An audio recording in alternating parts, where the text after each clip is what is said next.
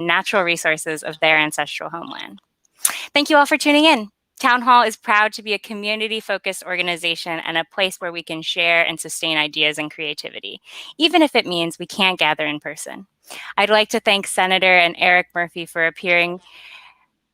Whoa, I said that wrong, didn't I? I'd like to thank Eric and Senator Murphy for appearing tonight to help make that possible.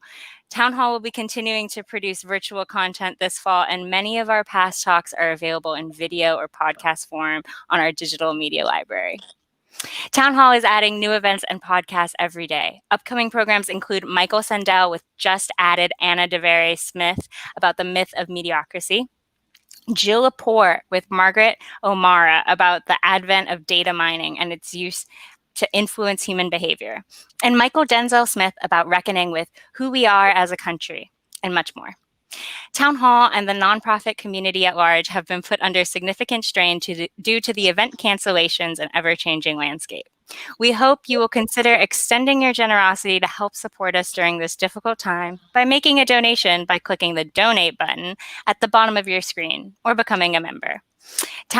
You can make a donation online or text Town Hall to 44321 to give. Our partner booksellers have been hit by the negative effects of the COVID outbreak and can use your support as well. If you're interested in supporting local independent bookstores by purchasing a copy of the book being presented tonight, please use the link on this live stream page to purchase through Elliott Bay Books. For viewers who want to watch this broadcast with closed captioning, we recommend viewing this stream via our YouTube page linked here in the chat. To enable real-time closed captioning, click the CC button in the bottom right corner of the video player. The video will be available for rewatching immediately following tonight's broadcast. Tonight's presentation will be about 40 minutes, followed by Q&A. Eric and Senator Murphy will select questions from those submitted in the Ask a Question field at the bottom center of your screen. You can also vote on which questions will be addressed by clicking the arrow next to the question to upvote it. We cannot guarantee we'll be able to address every question, but we'll try to get to as many as possible. Please keep your questions concise and in the form of a question. Town Hall's work is made possible through your support and the support of our sponsors. Our Civic Series is supported by Real Networks Foundation, True Brown Foundation, KUOW, and Wyncote Foundation Northwest. Finally, Town Hall is a member-supported organization, so I'd like to thank all of our members watching tonight. Eric Liu is the founder and CEO of Citizen University and executive director of the Aspen Institute Citizenship and American Identity Program. He is also a co-founder of the Alliance for Gun Responsibility. He served as a White House speechwriter and policy advisor for President Bill Clinton and is a regular contributor to The Atlantic. He is the author of several books, including The Accidental Asian, Notes of a Native Speaker, You're More Powerful Than You Think, A Citizen's Guide to Making Change Happen, and most recently, Become America, Civic Sermons on Love, Responsibility, and Democracy, which he joined us to discuss in 2019. Chris Murphy is the junior senator from Connecticut, elected in 2012 as the youngest member of the U.S. Senate. Before being elected to the Senate, he served 3 terms in the U.S. House of Representatives, and prior to that, he served 8 years in the Connecticut General Assembly. During his time in the Senate, he has earned a reputation as a serious legislator who is willing to stand up for his principles and reach across the aisle, and has been a strong voice fighting for job creation, affordable health care, education, and a forward-looking foreign policy.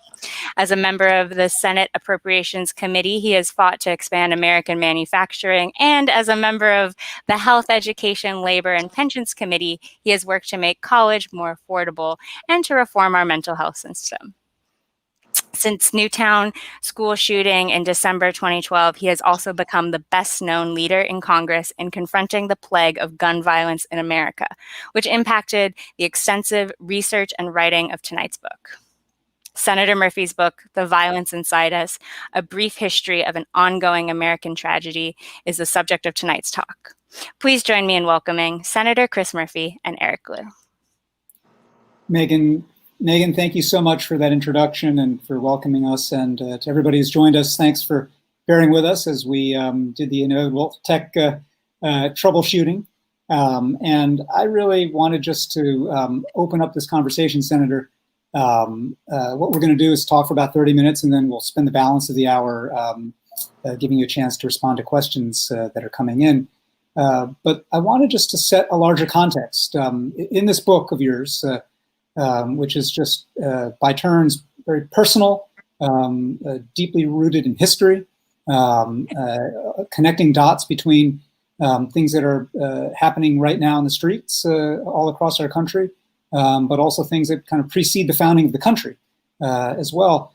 In this book, there's a particular passage actually on page 69 where you talk essentially about why you felt like you had to write this book. And you're remembering a time when you were running, I believe, for state senate in Connecticut, and you bumped into somebody in a Walmart parking lot, I think, and he made a beeline for you, wanted to get your views on guns. And at the time, you didn't have particularly well-formed views on guns, and you kind of, muddled through an answer. And you reflect in the book that, looking back upon that, you feel embarrassed, particularly given what happened at Sandy Hook and the education that was forced upon you on these issues.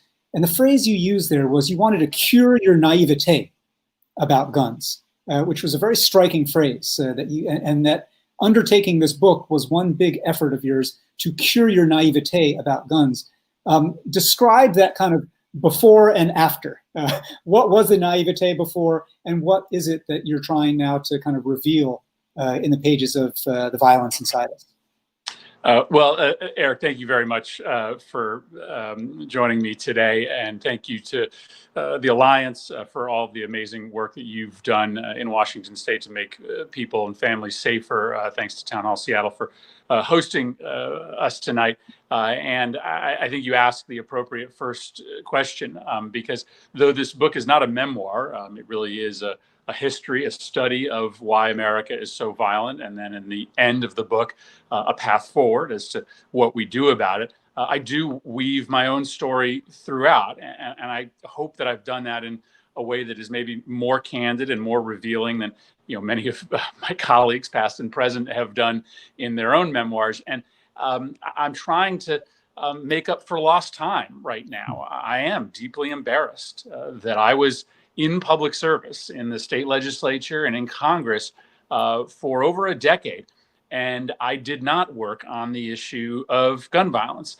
I described this interaction I had when I was running for the state legislature, in which a guy comes up to me and he wants to talk to me about guns. And it's right before one of my tough reelection races. And at that point, I'd been kind of conditioned by the political who's who in Connecticut and the sort of national infrastructure of the Democratic Party to tell me to avoid the issue of guns, to stand down, to not make this a part of my platform. And so I wasn't very educated on the issue. I gave an answer to this guy that the NRA would probably be very proud of. I said something like, well, it's not really the gun that we should focus on. It's the person that's firing the gun. And we really need to talk about why that person is in that situation to begin with.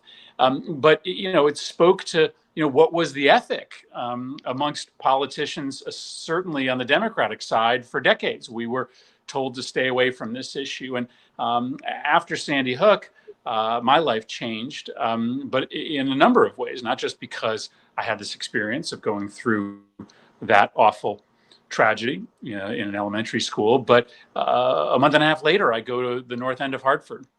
2 weeks after I got sworn in as the new U.S. Senator from Connecticut, and I, get met by furious parents of gun violence victims in that neighborhood who say, "What the hell took you so long? Right now, you care about what's going on in our neighborhood after 20 white kids got killed in a suburb on the other side of the state. Where have you been?" And so since that moment, the moment of Sandy Hook, and then the moment of that reckoning for me when I recognized that I really should have been working on this issue writ large well before Sandy Hook, I've been trying to educate myself. I've been trying to educate myself about why America is so violent, what about our violence is inevitable, what parts aren't inevitable, what's the differences between the categories of violence, and then what do we do about it? How do we build a movement, and what policy prescriptions should we get behind? And this book is an attempt to kind of show people the education that I went through. I certainly learned a lot more in the study I did getting ready for this book. And I hope by the end of it, people see the text as an invitation for people to take the knowledge that's in this book and hope that it allows them to become a more forceful and more vocal advocate in this cause that increasing amounts of Americans care about. Senator, just you touched right there on two different things I'd like to pick up on. One is just those origins, the aspects of what's in American DNA, culturally, normatively, legally, that predisposes us toward, in the global context, exceptional levels of violence, right? But then in a little while, we'll come back to the other piece you just mentioned there, which is movement building. And so we will come back to that. But in the first place, so much of the front part of the book is about that context of history. And it's not just the history of colonists and frontiers and people needing to have muskets and militias and so forth. In so many ways, you tell a story about how at punctuated moments along the points of American history, whenever there's been a big social dislocation, an influx of immigrants, the emancipation of formerly enslaved African Americans, whenever you've had a sea change that has changed that balance of perceived power in the United States and kind of created status anxiety among the previous kind of haves, you see a surge in violence, right? And because the United States was also a great innovator in your own home state, thanks to Samuel Colt, in the dissemination of firearms, that combination has been lethal. Tell us about those patterns that, as you say, educating yourself, you realize this isn't just a 21st century issue, a 20th century issue, that this goes way back. How did you come to see the ways in which these moments of social conflict and social anxiety, many of which revolve around race, end up causing these spikes in nationwide violence? I think the place that I end up in is to say this, that there are certain aspects of America, most of which we may not be proud of, some of which are inevitable, that were likely to make us a more violent nation than our other high-income peers. Our decision to throw millions of guns, unregulated, powerful weapons on top of that phenomenon of sort of inevitable smoldering violence and conflict is sort of what lit us on fire. And so my argument in the end is that because of this history of violence, we actually have a special duty and special responsibility to not exacerbate it and not make it worse by loading the country up with weapons that can turn ordinary arguments into deadly incidents. But you are right, the book starts with this examination of the roots of violence. And I spend a little time at the beginning talking about the biology of violence. I think that's really important. But then I get into this story of American history, and I hope people will find it interesting and compelling, because what it says is that America is frankly not any more violent than other parts of the world, certainly compared to our European ancestors, for the first 100 or so years of our history. It's not until around 1840, 1850 that we start to see American violence rates go off the charts into a direction that separates us from the rest of the world. And there are three things happening there. You mentioned a couple of them. One is the invention of the handgun. We invent the handgun, and it becomes commercialized in the United States in a way that it doesn't in other places. We decide to have an unregulated firearms industry in the United States, and that comes with consequences. Second, as you mentioned, that's the first wave of massive immigration to the country in the 1840s and 50s. And what history tells us over time is that when there are people from different backgrounds in close proximity with each other fighting for scarce economic space, there's going to be conflict. And that's in part based upon our biological instinct to sort of see others with a tinge of fear. And the third thing that happens during this period of time is that America's slave population dramatically expands after the invention of the cotton gin in the 1800s. And by the time 1840, 1850 rolls around, America necessitates epidemic levels of violence in order to keep our economy intact, in order to keep those millions of African Americans enslaved, and America becomes inured to violence. We become anesthetized to it, and you see violence levels rise, even white on white violence levels, and we kind of never recover from that. And so I think it's all of these things together, all of which are unique to America, that put us on this trajectory. And I think what we're doing now is sort of finally figuring out that this history of racial oppression, which sort of transitioned to vigilante justice and lynchings, to mass incarceration, is part of the same story, and violence used by white majorities against communities of color, and specifically African Americans, has been a sort of building block of our social and economic order since our beginnings.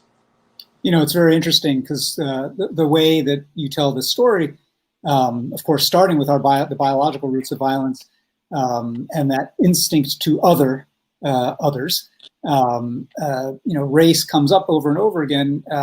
And one could imagine, even as you were talking, I realized one could flip this whole book and have it be a book about race and conflict in which violence is the sub-theme of that. But one of the things that is striking, the other thing that is distinctive about, I suppose, American society from the get-go is a culture of strong, some might say today, hyper-individualism, right? And so that kind of, the part of our political and civic DNA that is "don't tread on me" is usually backed up by a firearm, right? And we see that in protests today as much as we saw it at the beginnings of the country. And when you talk about what's happening now is that people are awakening to the possibility of changing this. Yes, they are awakening to that as a matter of law and policy. But what is very powerful about this book, Senator, is how much you emphasize culture and norms. There's a passage in the book where you're talking about ways in which legislation actually can be, I think the phrase you used was, a value signal, right? That the passage of the Affordable Care Act signaled to healthcare providers and insurers that it was time to start containing costs, right? Even though the legislation itself wasn't directly smushing costs down, right? But it changed the norms and the culture. And so I want you to describe what's happening right now. I mean, even in the years since Newtown and Sandy Hook, where this interplay between laws that are getting passed at the state level, at least, not federally yet, but interplay between laws that are getting passed and norms, and how values are shifting, and people are saying, maybe it's not okay that you carry a fully loaded AR-15 into the grocery store. Maybe that's not normal, or something we should just normalize, right? How do you as a legislator kind of get that cycle of interplay between laws and norms going? No, it's a fascinating question, and as you mentioned, it's a theme throughout the book, beginning with the story that I tell early on about the sort of long history of decline in global violence rates that start, that decline starts back in the 16 and 1700s as we start to develop norms around conflict resolution, right? We start to have these big integrated economies in which you can gain economic advantage through win-win relationships. It's not just a zero-sum game in which if you club your neighbor over the head, you get access to his planting fields. And so our norms about how to behave and how to treat each other start to change, and violence is reduced over time. And I make the argument, especially when talking about mass shootings, that well, it's difficult to have empirical data here. I really have no doubt that our failure to pass any national anti-gun violence legislation of significance since the beginning of this rash of mass shootings has become an unintentional but quiet signal of endorsement to these would-be mass shooters. When they don't see the nation's leaders rising up and condemning this, not just with words, but with actions, it helps them rationalize this action. And the other important story of American violence rates is that American violence rates, though they start going up in the middle 1800s, don't just continue to go up in a straight line. There are actually two significant declines in the last 100 years, like off a cliff declines. And it is not coincidental, I argue in this book, that they occur right after the two most significant gun control laws Congress has passed in the last 100 years. I mean, it's like law passed, violence declines in the late 1930s and then in the mid 1990s. Some of that is because the law just works and operationally less people have access to dangerous weapons. But a lot of it is that people see that signal. Even though Congress has a 7% approval rating, people still care what the nation's leaders not just say, but do. And that's why I think that we can't really even get our heads wrapped around the beneficial impact of what an eventual federal bill on gun violence looks like when we get it done in the next couple of years. That feedback loop, which people think, well, laws pass because norms have changed, but you're arguing in a sense that it also goes the other direction, right? Norms change because laws pass, and there can be either a virtuous or a vicious cycle between those. I want to get back now to that other question I was previewing a moment ago about movement building, because it builds right on this question of norms and values. And here in Washington State, when the day of the Sandy Hook massacre, a colleague of mine and I were, at the time, we both had young kids, a little older than elementary school age, but felt like I think so many millions of Americans did that day. What can we do, right? And of course, the first part of the answer was try to lobby Congress and get Congress to do something. But we had understood enough about Congress to realize we have to take some responsibility for what we can do here just in our own state, in our own community. And we called a meeting the next morning, and the next morning was born this entity called the Alliance for Gun Responsibility. And we named it on purpose, right? The name has an argument embedded in it, which is it's not the Alliance for Gun Control. It's not the Alliance for Gun Confiscation. It's not the Alliance for melting down all firearms, right? It is simply making the argument that, yes, there is a right in the Second Amendment. And part of the interesting part of your book, Senator, is where you talk about how, contrary to the expectations of some of your allies in the gun violence reduction movement, you actually think the reading of the history of the Constitution suggests there is an individual right to own firearms, right? So that right exists. But for everybody older than a toddler, rights come with responsibilities. And part of what has to change in our culture is to say that rights aren't unleashed and unfettered. They are balanced against responsibilities, right? And so I'm wondering now, as you think about what it takes to build a movement. So you've been in the Senate during this time when the Senate has not been able to move on these issues, yet you have been a critical voice, whether on social media, as an organizer, as an activist, in helping to give support and kind of fuel the flames of this bottom-up movement that's emerging in not only our state, but states around the country right now, right? How much do you think language of responsibility, just being a grown-up about firearms and saying, basic common sense things, you don't leave a firearm without safety equipment, in a room full of kids. You don't let people who are proven domestic abusers have unfettered access. How much can we change things and build a movement simply by focusing on this issue of responsibility right now? I think it's a really important theme, and I think it's a theme that can unite a whole bunch of different actors around a positive agenda. Just a quick note on the history you referenced in the book of the Second Amendment. I do think that that's a really important section of the book, just because there's a lot of folks out there who are really uncomfortable talking about the Second Amendment, and they avoid that question with their mouthy uncle at the Thanksgiving dinner table because they know he knows more about the Second Amendment. So I've tried to provide a sort of concise history, at least my reading of the history in the book. And as you mentioned, I come to this conclusion that, well, the Second Amendment itself may be mostly about militias. There's likely a belief by our founders that there was a common law right to own guns, but they also believed in heavy gun regulation, right? I mean, when the Constitution was drafted, there were all sorts of gun control laws around the country. You had to register guns, you had to register your gunpowder. There were vast populations of Americans that were prohibited from buying guns for not the greatest reasons, but they no doubt believed that some people should not be allowed to purchase guns. And so,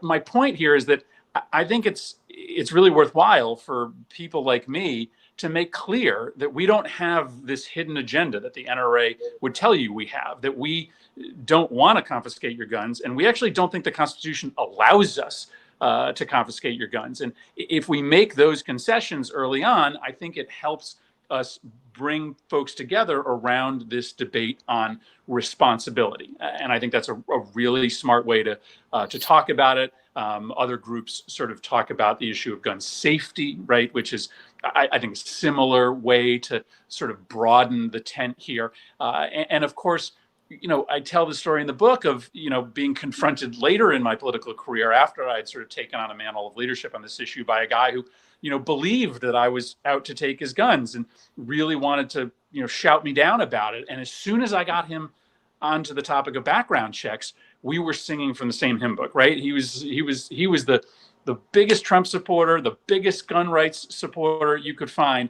But even he was like, hey, background checks. Yeah, well, of course, I went through background check. Everybody used to go through background check. And I think when you frame this conversation about what our responsibilities are, folks who own guns and folks who don't own guns, I think it does bring us together.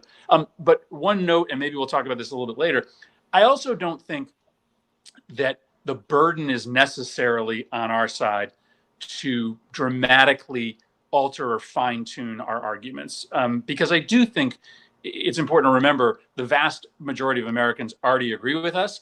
And so I think we're better off just kind of building the movement and getting more people to be active and putting more people into pathways of political action than trying to move from 90% to 95% on background checks or 70% to 75% on assault weapons. I think we're not in a bad place when it comes to our persuasion project. Yeah, and so what you're describing there, ultimately, given those huge majorities for most of these gun responsibility measures, is electing or unelecting certain members of legislative bodies around the country, right? Starting with Congress, but everywhere around the country, and that's where so much of the action for this movement is going to have to turn. I want to return to something that you alluded to at the outset when you talked about that after being sworn in, you walk to your office and you have constituents from North Hartford in your face saying, now you're showing up after 20 white kids from a suburb are killed. Again, one of the other running themes throughout the book is about inequality in general, whether it's economic or racial inequality, and the ways that creates the kind of anxiety and status anxiety that itself fuels violence. But you yourself, and again in a personally candid way, talk about, you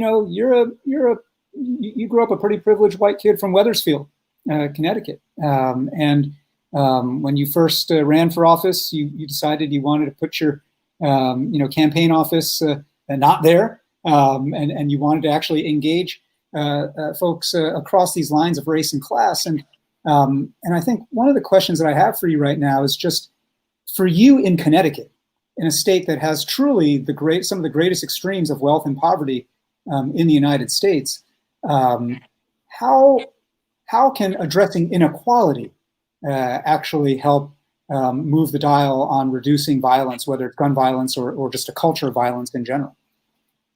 Yeah, I do spend some time early in the book, talking about, what an unbelievable different existence I led growing up than this young man named Shane Oliver did. The book starts with the story of Shane Oliver, who died from a gunshot wound inflicted on him after a fight over a girl in just south of downtown Hartford about a month and a half before Sandy Hook. And he grew up 2 miles from me, and his life was fundamentally different than mine. I spent a bunch of time talking to his parents, and they spent a lot of time talking about Shane's interaction with violence, the fact that violence was all around this kid growing up, and that he had to learn how to fight at an early age, especially because he didn't have use of half his body. And so he got picked on a lot. And so he used the other half of his body to become a pretty good puncher. And I remember in the middle of this conversation thinking to myself, I have no idea if I was a good fighter, right?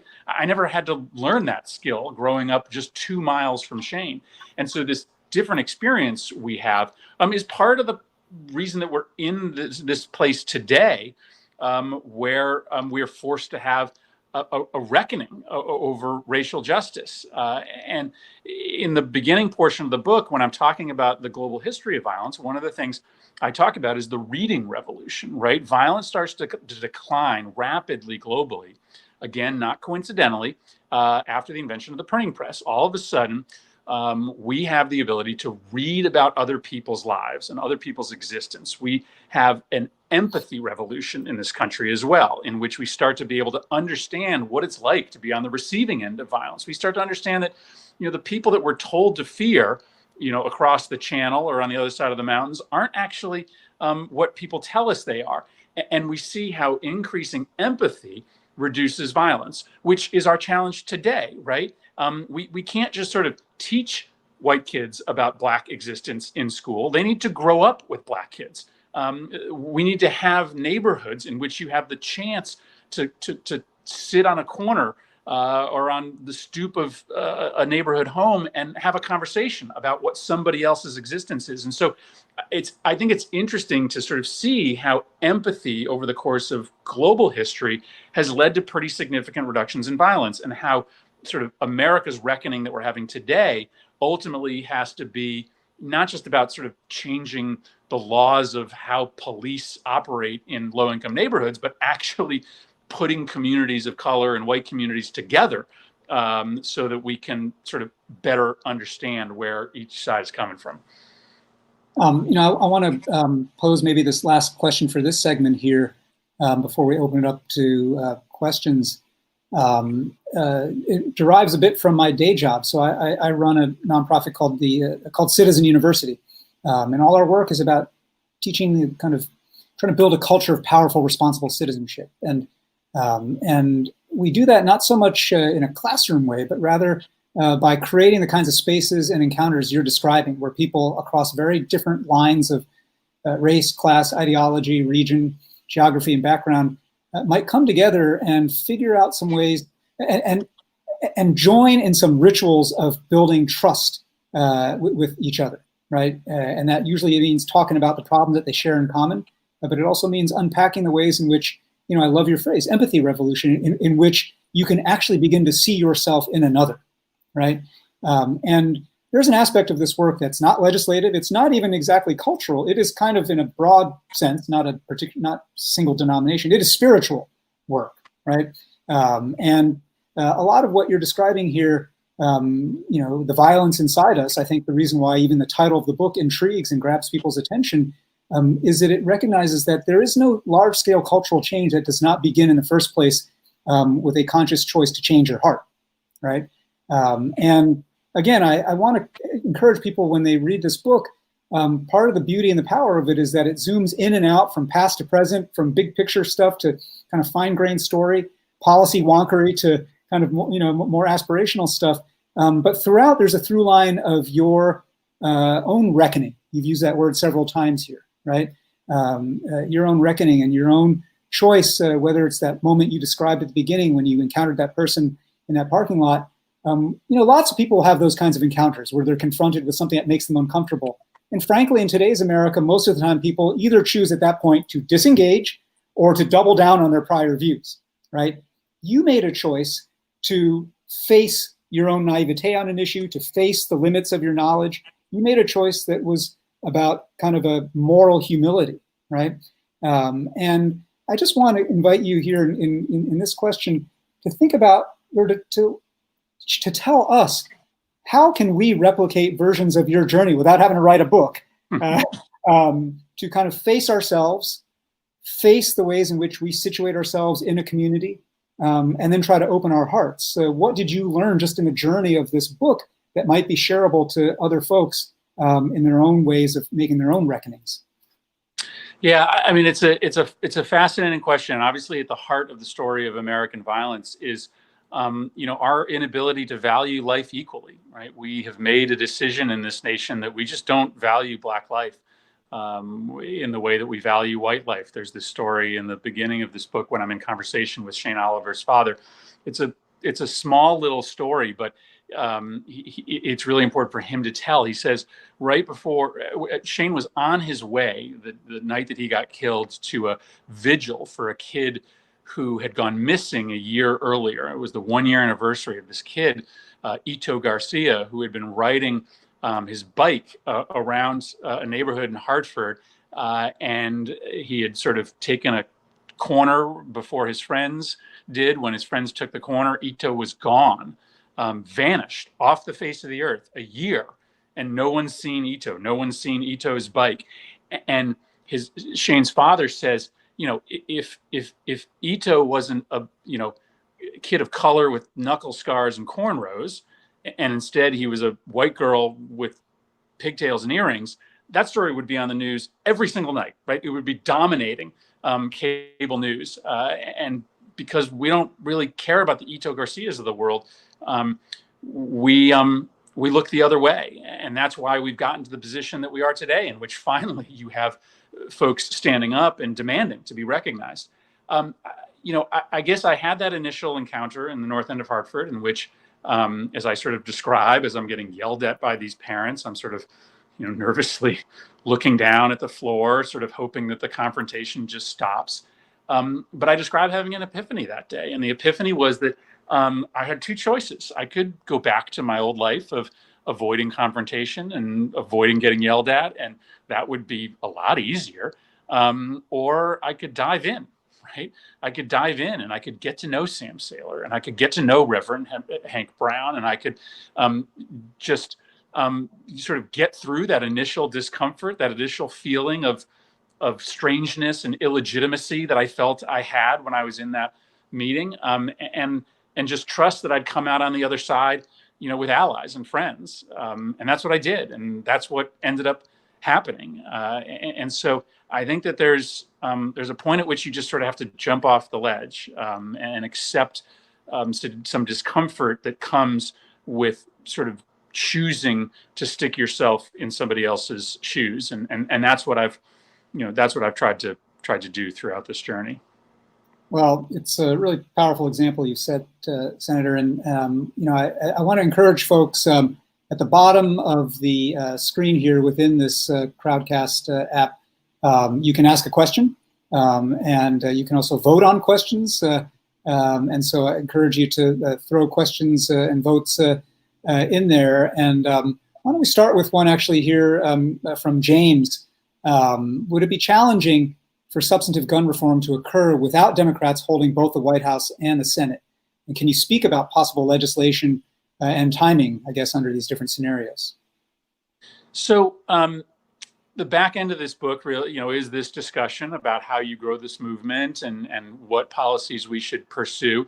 I have no desire for this issue to remain or a partisan issue, right? I don't want our calculus to simply be gaining Democratic majorities in order to pass gun control, because the minute that we have a Republican majority, we'll lose the progress that we made. I want to be able to grow this issue so that Republicans want to support us, which is why I really welcome and celebrate people like Pat Toomey, Senator from Pennsylvania, who has been a leader in this movement. And it's why I spent a lot of time last summer talking to President Trump about a potential background checks deal.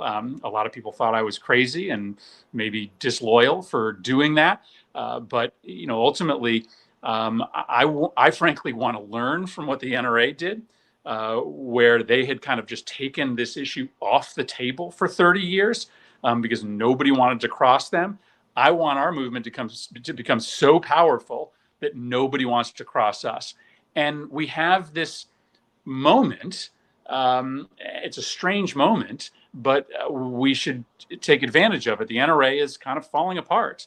And it's not clear that there's going to be any other gun group that'll step in and substitute for them, in part because the NRA nor any other gun group, they are no longer the most important endorsement that Republicans could get in trying to win a primary. Donald Trump's endorsement is what matters most. And whether he's president or not next year, his endorsement is still going to be most important to Republicans. And I don't know that our democracy is healthier because of that. What I know is that Republicans just don't feel as much loyalty and as much need to follow the gun lobby as they did just 5 years ago. And I get a lot of phone calls today from Republicans who say, hey, Murphy, if you do get another background checks bill onto the floor, talk to me. I voted against it last time, but I might be there this time around. And that is maybe because they've been personally moved, but most of it is because they just don't want to be on the wrong side of the movement we've built. And so the more powerful we are, the more likely it is to not have to rely on just Democratic majorities. So, you touch on a thing here that actually tees up another question here that's come in from Maggie Knowles, which is just shall we call it the distorting effect of President Trump in our political culture, right? And the way that certainly a lot of Republican electeds either act or don't act out of hope or fear of how he might respond. And the question that arises here from Maggie is, here's a hypothetical I hope does not come true, but which some of my liberal friends worry about. She says, if Trump supporters turn into violent mobs after the election, and if the police departments tend to support those mobs rather than protecting the rest of us who do not own guns, where could we turn for help? I don't believe we should all buy guns, but is there a peaceful and effective alternative? And there are a lot of assumptions baked into that question, which you may want to take issue with. But I am curious just about that. That scenario. There's no question that Donald Trump finds it politically advantageous right now to foment a spirit of anxiety, to at least not discourage, maybe sometimes encourage violence. Talk about value signaling among his followers. In worst case scenarios in an election, what advice do you have for us about how we deal with a culture of violence under those kinds of circumstances? This book is purposefully not a book that mentions Donald Trump much. I want it to be able to, stand the test of time, and I'm hoping that he is a temporary blot on the history books. But the chapter on the biology of violence, which I think is the second chapter in the book, actually starts with Donald Trump. It's actually the sort of biggest appearance he makes in the book, is this story from a rally that he went to in 2018, where he's campaigning for a candidate for the House of Representatives in Montana who had literally body slammed a reporter on tape. And most of us, when we heard that story, thought this guy was a cooked goose, that his election was over. And Trump goes to this rally and sort of celebrates the body slam. And he's doing that, of course, in the long line of Trump's actions that celebrate violence, because he does know that there is this biological instinct inside us to want to lay hands on people who threaten us or people who are different from us. And, I wish that weren't part of what lies inside of us, but it is. And there are enough people out there that Trump taps into for it to be a legitimate political tool that he and many other leaders, demagogues like him, have used. I think the hypothetical is a little tough one for me to sort of game out right now. And a lot of people are asking us these questions, what happens if there's a crisis after the election? And I don't want to give you the impression that those of us in the United States Senate aren't thinking about those potential hypotheticals.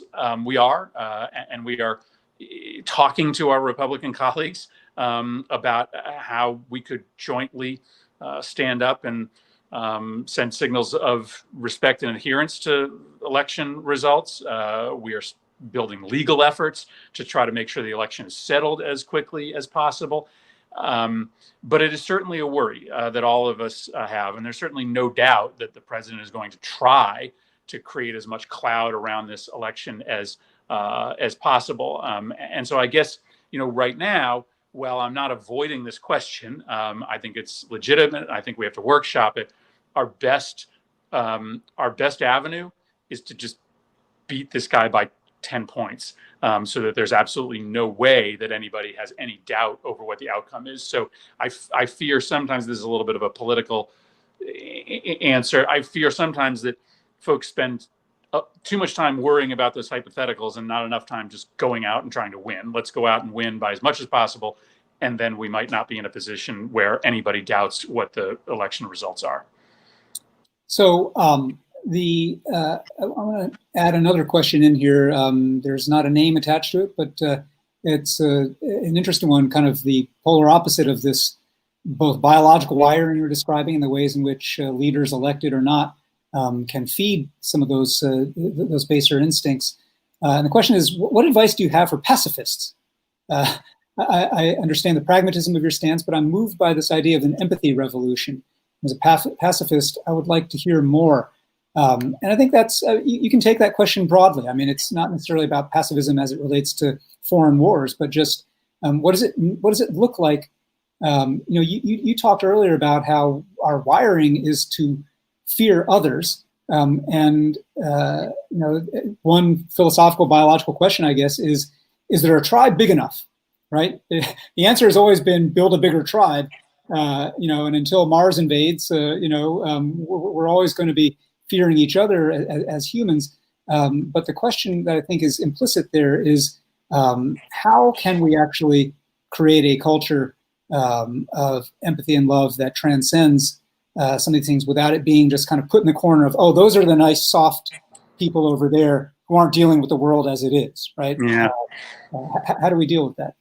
Yeah, right. Huge question. And it's difficult to build a bigger tribe today because of all of the phenomenon surrounding our life that pull us and our conversations apart, right? And, it's sort of trite at this point to talk about the ways in which we receive our information, but that certainly makes it more difficult to create a common experience when we sort of retreat to information corners. Obviously, the way in which our political life is covered today accentuates division. We've always, had a tendency for news to, cover the blood and the gore, the conflict, the violence, rather than the success stories in our communities. And, that makes it difficult to create these common identities where the folks that are telling stories about us are constantly trying to, push us apart. But it doesn't mean that it isn't impossible. And again, I sort of argue that if you want to build sort of a new American empathy revolution, then you have to have common experiences, and we have to sort of sit and ask ourselves, why did we let why did we allow for a massive explosion in the number of segregated schools in the last 20 years? Right? I mean, we all celebrate Brown versus Board of Education, but intentionally, unintentionally, over the last 20 years, fewer Black kids go to school with white kids. And it's hard to have true empathy if you don't have kids in school together. As a pacifist, I think one of the things you care deeply about is how easily arguments can turn into violence. And so, why you care about this issue of guns is that kid, Shane Oliver, who died in Hartford, whose story begins the book, that was a fist fight that in any other country would have remained a fist fight. But because there was an illegal weapon sitting in the front seat of one of the kids' cars, it goes from a fist fight that would have broken up in about 2 minutes into a gun murder. And I do have a chapter in this book on foreign policy. I mean, I do talk about the ways in which America exports violence and the way in which guns and missiles and bombs that America has flooded the world with have exacerbated conflict rather than decreased it. And so I think it's about connecting our experiences and passing policies that actually allow us to understand people that are different from us. And then it is about making sure that you just have less pathways for arguments that you're never going to be able to erase from human existence, stopping those arguments from turning into life-altering violence. Now, I want to just add for whoever put that question into the hopper there, mention a project that we're running out of the Aspen Institute called the Better Arguments Project. And if you Google it, you can find it, betterarguments.org. And it is based on the premise that I think actually, Senator Murphy, you've embodied in your public life, which is that, as polarized as we are as a country and as much vitriol as there is in politics, what we need in American civic life is not necessarily fewer arguments. We just need less stupid arguments, right? We need arguments that are less likely to go off the rails and lead much less to violence. And that it is possible but it begins by recognizing, as you do in this book, and talking about the Second Amendment and talking about the history of guns, that America is an argument, right? That the whole constitutional frame is a set of perpetual arguments between liberty and equality, between strong central government and local control, between color blindness and color consciousness, and that we've got to get fluent in those arguments and being able to get command of yourself and how you deal with argument, not just on an intellectual level, but on this emotional level that you're describing in the story that you tell. That a fist fight that would have been a fist fight anywhere else. This is about self-command as much as it is about command of history, right? And so I would just mention that. I would be remiss if I didn't mention in our conversation something that brought you to great renown, I suppose, and that was your, Mr. Murphy Goes to Washington moment, your filibuster on guns, which which I thought, just by the way, as an author, I thought you made a great choice in saving that story kind of for the end of the book. It's a thing that people know you best for around the country, and you describe it at the end in a way that is very compelling. And again, with that measure of intellectual and moral humility of, up till close to the end, you were like, I floated this idea, and then people took it seriously, and you're like, oh man, do I really want to do this, right? Right. Tell us about moments like that. Like, what was it that, you talk about your friend, Cory Booker, giving you encouragement at that moment. In those moments, and I want you to tell the story again for people who are watching right now, who won't get the chance, perhaps, to be filibustering on the floor of the U.S. Senate, but will have a chance every day to kind of make a private choice about, I kind of know what I should do, and the path of least resistance is to steer away from this. And I got to lean in, even if it's going to be costly for me in one way or another. What got you to take that fork in the road, and what advice do you have for us about, in those moments every day of the week, how to take that same fork of leaning in toward action? Well, I'm glad you sort of picked up the reason for the positioning in the book. The case I'm making in the end is that I am a changed person since 2012, and nobody would have sort of categorized me as a risk taker, as a norm breaker before Sandy Hook. And in fact, as I describe it in that story, about 2 nights after the filibuster, I come home to find one of the MSNBC hosts doing their opening 10-minute monologue on me, which is just like mind-blowing to me as a rank and file United States Senator. And the case that he's making is that, Chris Murphy's history tells us that he's the least likely person to do something as crazy as a filibuster. Youngest member of the legislature. Right. Climb the ladder methodically, right. Played by the rules. And here he is, sort of blowing up these norms, grinding the Senate to a halt for 15 hours. And the point of telling that story at the end is that, it was an enormous risk. I wasn't sure I was going to do it until the very last minute. I was fortunate to have, a couple big pushes, one from Cory Booker, the morning of the filibuster, another from my wife. And I did go forward with it with 60% of my brain telling me that it was going to fail, that I was going to either stand up and do a filibuster that nobody paid attention to. I was literally going to be a tree falling in the woods, and I was going to stand up there demanding votes on background checks, and no one was going to care. And I would just sort of at some point sheepishly walk off the Senate floor. Or my body was going to quit, and I was going to have to go to the bathroom an hour and a half in, and I was going to make this claim that I was going to stand on the floor until I got my votes, and then I had to go pee. And in the end, of course, I don't want to take too much credit for it, but in the end, it becomes, along with the House sit-in that happens a few days later, the sort of first moment where the movement goes on the offense, right? The movement doesn't accept the tired old thoughts and prayers. Let's change the laws. Oh, we're not going to change the laws. Okay, let's just sort of go back to business as normal, right? We take the offense. And I think that leads to a lot of other things down the line. And yes, the point is, you'll encounter those moments, right? You'll sort of see a store down the street from you that still allows for, people to carry weapons into it. And it'll be uncomfortable if you decide to join a movement to have people boycott that store until they change their policy.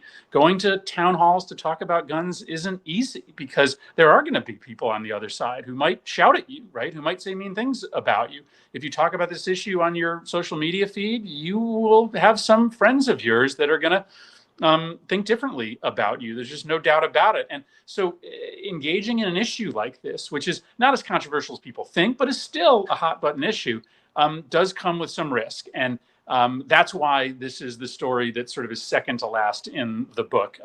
I took a risk. I was really uncertain of it, but I did it because I fast forwarded. I fast forwarded and I said, when I'm done with my political career, am I going to be satisfied with myself if I chose not to do this? And the answer was no. I wouldn't. I would be beside myself if I looked at my career having hung up my spikes and didn't take these chances. Well, I got to say, Senator, for us as citizens, I think there is a direct analog to that in making that choice and making that sense of moral commitment in those small moments like that. Obviously, most of the time less dramatic than a Senate filibuster. But you talked about worrying that your filibuster would just be a tree that falls in the forest. And I got to close by saying this. At Citizen University, we often emphasize being here in the Northwest. When you go into the forest in the Northwest and you see a fallen tree, you don't come at that tree the way that, you don't look at that point and say, oh, that's a loser tree. That's a failed tree, right? You look at that fallen tree and you look closely enough, and if it's been fallen long enough, you start to notice that there are new sprouts growing out of that fallen tree. It's actually called a nurse log, right? And trees that fall aren't just failed trees. They are things that are actually seeding the next part of the movement, the next part of the forest. And that's a Northwest metaphor, but I think, your filibuster succeeded in getting a vote that day. The vote itself failed, right? But it was a nurse log for, as you say, the House sit-in that John Lewis, rest in peace, was so prominently part of. It was a nurse log for what would come later in Parkland and all these young people around the country deciding that this was their issue and this is their time. And so for anybody, I think, who cares not only about gun violence and gun violence reduction, but who cares about what we can do as citizens right now to face our responsibilities, to face ourselves, to unlock this possibility of an empathy revolution that you've described, Senator.